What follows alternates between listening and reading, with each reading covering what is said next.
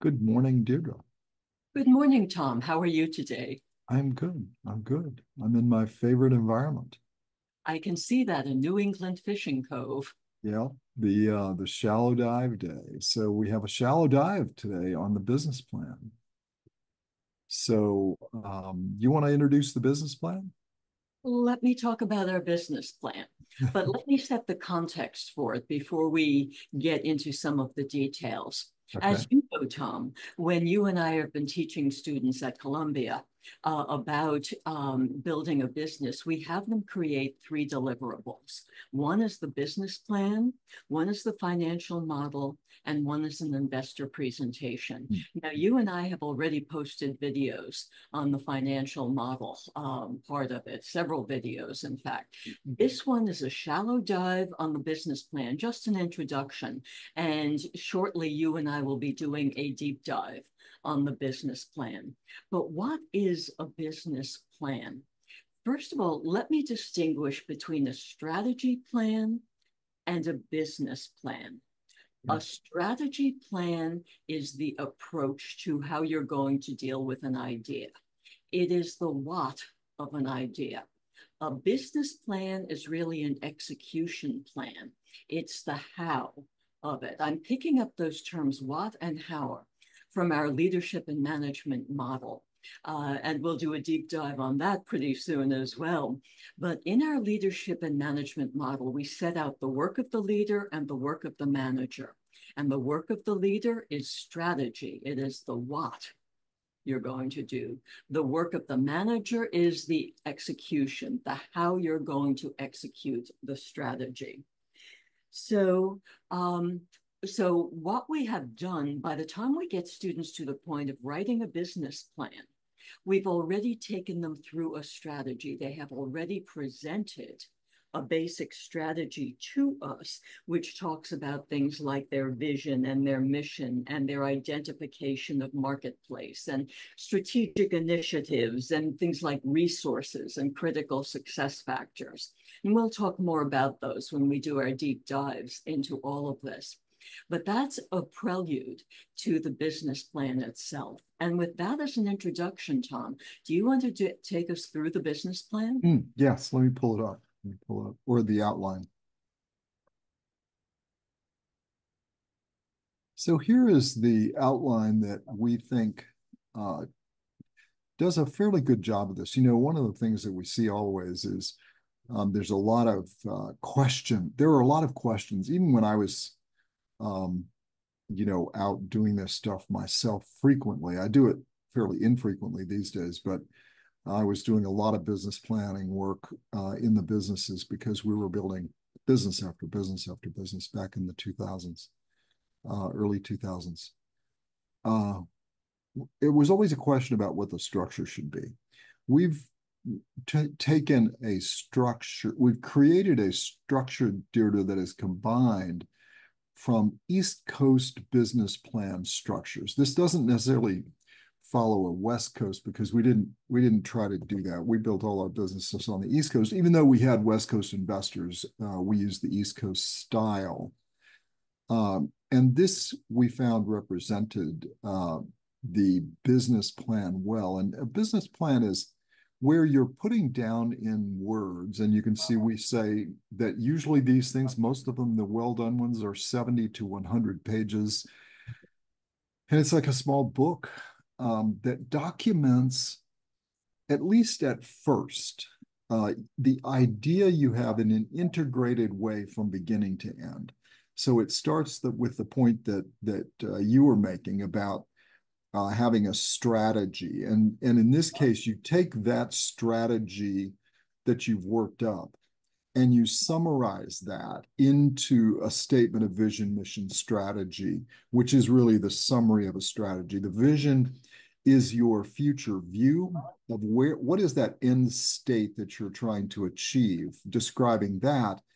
And mission is the job that you have assigned to yourself to take the next major step to get there. And that major step may be however long you decide. It may be that the most I can see on that next step is 12 months. So that's fine. It's then your mission is then how do you expect to execute over the next 12 months to take that next major step towards the vision?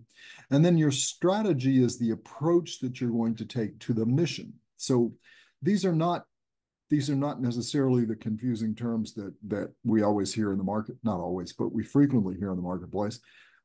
A vision is your description of the future state. Mission is your next step job, mission, and then strategy is the approach. And that's taken from the details that you put together initially for that strategy document that Deirdre was describing, which is the prelude to doing a business plan. And then you define the elements of the market that you're dealing in, then the product laid out in its detail, and then the economic results of that you expect to achieve and how you expect to achieve them. Those are the key elements. And then there's an appendix. And so going through this, we've talked about the strategy.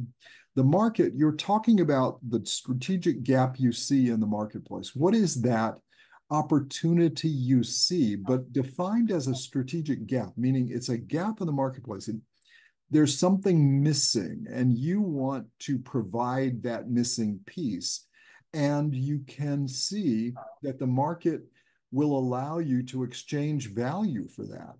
And so the value proposition is how you are going to exchange value there so that you'll provide that value to fill in part of that gap. And in return, the market will give you a return. And that's what the value proposition is, the way you are describing that value exchange between you and the marketplace.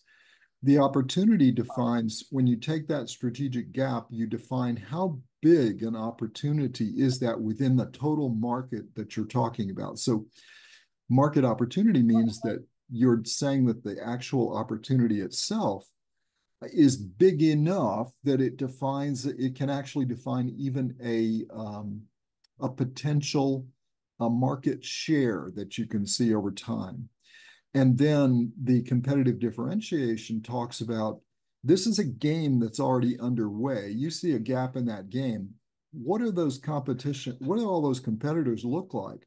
And how do you compare with them? And how do you differentiate what you're doing from them in a way that people are willing to accept that differentiation, understand it easily, and be willing to entertain converting from what they're doing today to what you're doing? Because there always is an alternative. It may be ugly, it may be manual, it may be costly, but there's always something they're doing to solve that need today. You've identified there's a better way. So it's how easy will it be to get them there? Then you talk about the functional details, which are the product itself. What is it? How do you define it? How do you describe it? And then the customer, meaning the prospective customer. And what do they look like? And how do you segment them? And how would you be able to target them? And then the go-to-market is the process of targeting those identified potential customers, how you're going to do that, and then how that flows through a process to become a customer that exchanges value with you. That's what go-to-market is all about, including all the way through the life cycle of re-engaging with you to take the next step, meaning buy more or buy again or buy up. And then the brand is your market reputation, whether it's a visual representation, it's a audible based on the words you use, your name, the visual, meaning the colors that you use, or it's the usability, the way they experience it. So a brand is also the experience. And and just you can easily, if you want to understand these concepts of the kinds of things I've just talked about, just compare your Apple products with Microsoft products, and you'll see that the way you experience it is different, the way that you talk about it is different, and the way you even see it is different. And the way you feel about it then matters, because that's a key element of this, and that's a key element of brand, is the way you think about it and feel about it, because that all has an effect on your ability to extract value and premium value. And then the team is the key elements of the team that you need to put together to be able to achieve this. Then the economic details are describing the financial assumptions that you're making, and then how those convert into a financial model. And a financial model, for those of you that haven't gone down that path yet, a financial model is taking all of this that we've just described and converting it into numbers, and proving what you proved verbally through writing it. You can prove all of that through numbers. And that's what makes financial modeling fun, but also difficult. And we use the term financial modeling. It's really a business model, because it's the business model of the business plan. And then the assumptions for investment. What parameters do you need to put around the investment, whether you're investing in it, your personal money in it, or whether you're going to seek investors? What do those look like?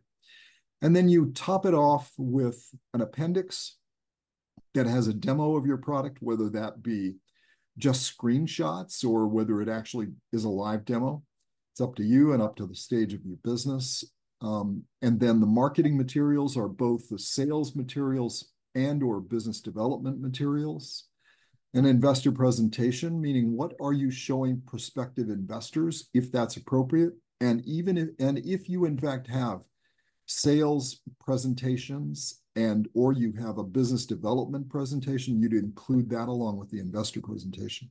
And then data room is just the room of information that you make available. Room is just a euphemism for a set of data that's protected and you have control of and you have access control to. It's a set of data that you make available for due diligence by an investor. So Deirdre, with that, I'm going to take this down and let you have the last 2.5 minutes to be able to summarize where we are in this. Clearly, a lot of thinking to be done. And students are always surprised that we ask them to do so much work on their idea.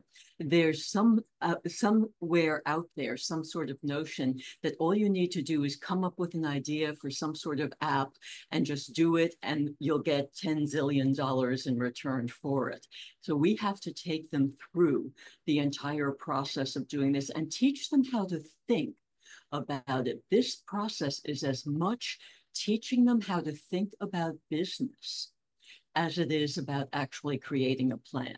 And to that end, to make this easy for them, and it is easy if they do work with us, we have a strategy workbook to create your strategy, and we have a business plan workbook.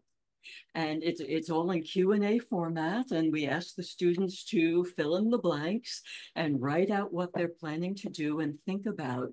But it's also a lot of information about the types of things they need to be thinking about. Risks. We haven't talked about risk yet, but what are the risks? Every project is risky these days. And the more tech-based it is, the more risk it involves. Now, we'll go into this in a lot more detail when we do our deep dive on the subject, but I think what we've done here is set out for people how we approach getting our students to become entrepreneurs, to build businesses, to build not-for-profit entities, or to build initiatives within companies, what we call entrepreneurs.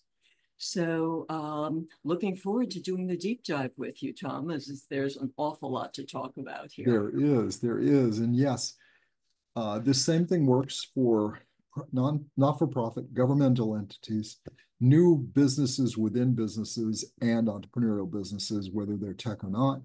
This structure works. And one other thing to think about is we frequently have, and we actually have one coming up that I need to discuss with you, Derek.